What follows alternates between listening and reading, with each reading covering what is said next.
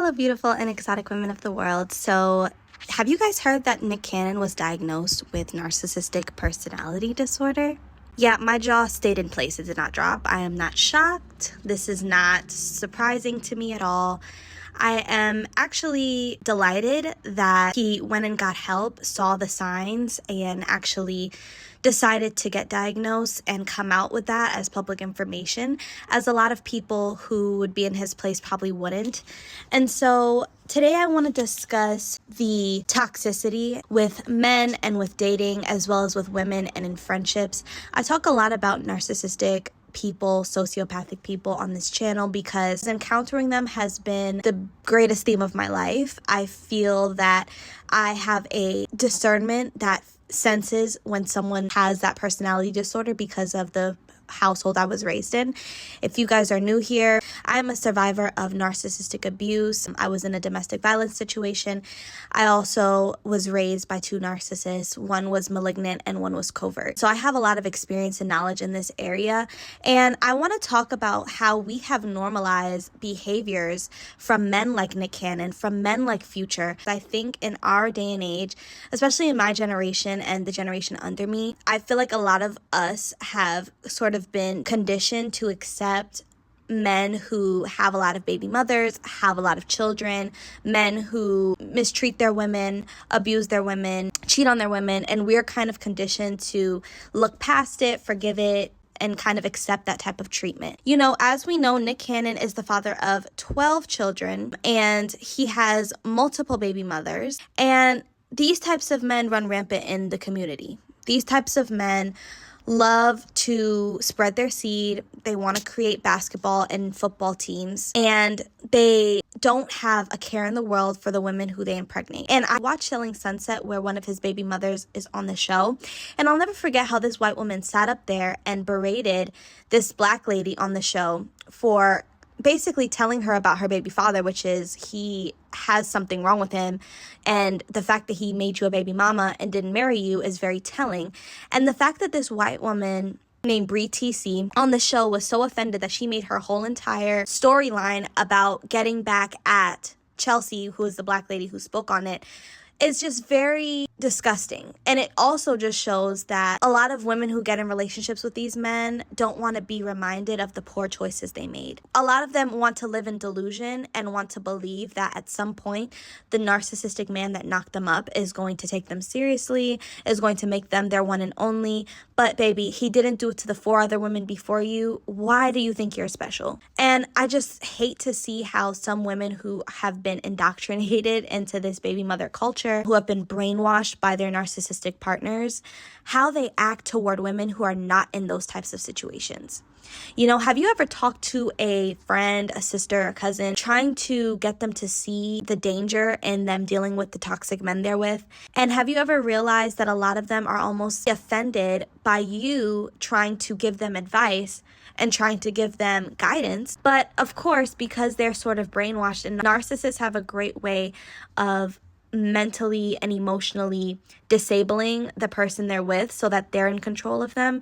So when you come along and you're trying to speak to them from a place of sanity, because a lot of times these women are in limerence with these men, so they have like these grandiose fantasies of what could be and what will be. A lot of them were fangirls or groupies, so they come into the situation with these men already in delusion. So you trying to bridge the gap and get them to see that they need to exit, they are going to hate you and dislike you and come for you, much like Bree TC did Chelsea on that show Selling Sunset, because they're uncomfortable and don't want to acknowledge that they are living in delusion and in lies. And of course, there are some baby mothers who are just there for the money and they don't care that the man is a narcissist.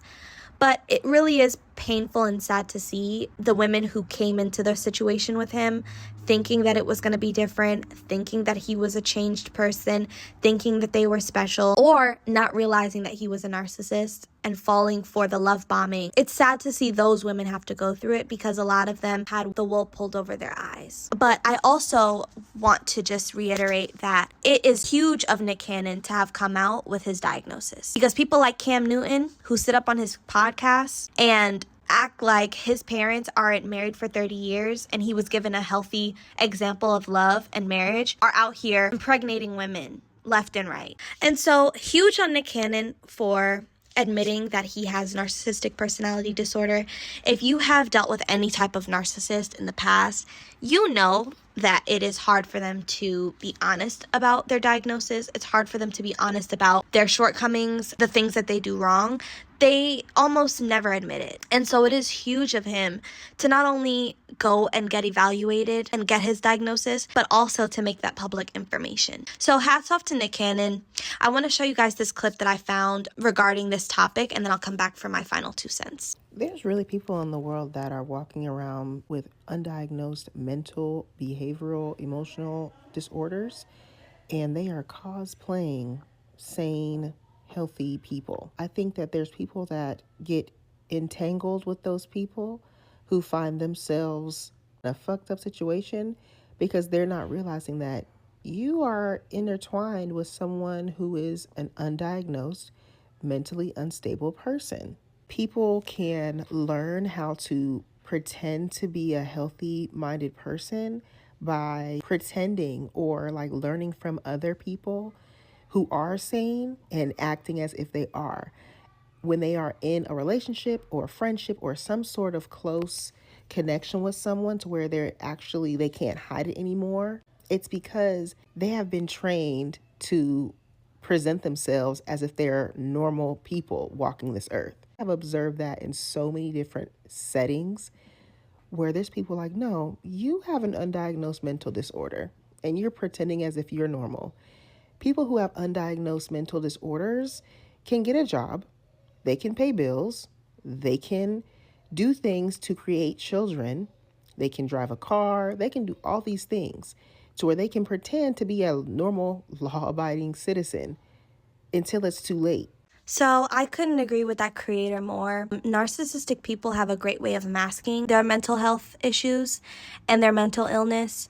They have a great way of acting like they're healthy. And so they blend in with healthy people. They're everyday people that work at your job. They're your parents, your friends, your teachers, your classmates, your neighbor. They have a great way of acting like they're normal when they're not.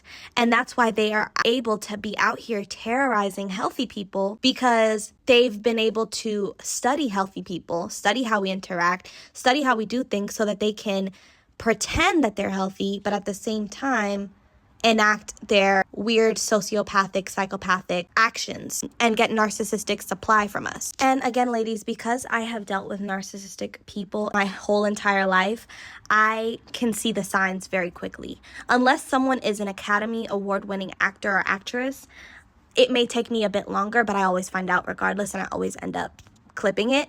But for the most part, I want to say 95% of the time, I'm on everything. I peep everything. I notice everything. People can't hide themselves from me. They think they can, but they can't. I'm kind of grateful for my trauma from an early age because it's helped me to be able to see through people. My discernment is top tier.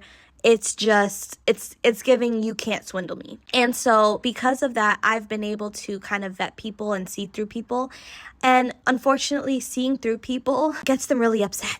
I don't know if you guys have noticed that too, but when you call a narcissist out, or if you peep what they're on and you start to give it back to them, they hate that. First of all, they hate when you mirror them. It's so annoying to them. It's painful for them because they're not getting what they need from you. So I oftentimes will do just that. I will either give it right back to them or I will call them out on it. And the second you do that is the second when the mask drops and then they're trying to sabotage you. They're trying to destroy you. They want to physically harm you. They want to emotionally and psychologically harm you. The games begin once you notice what's going on.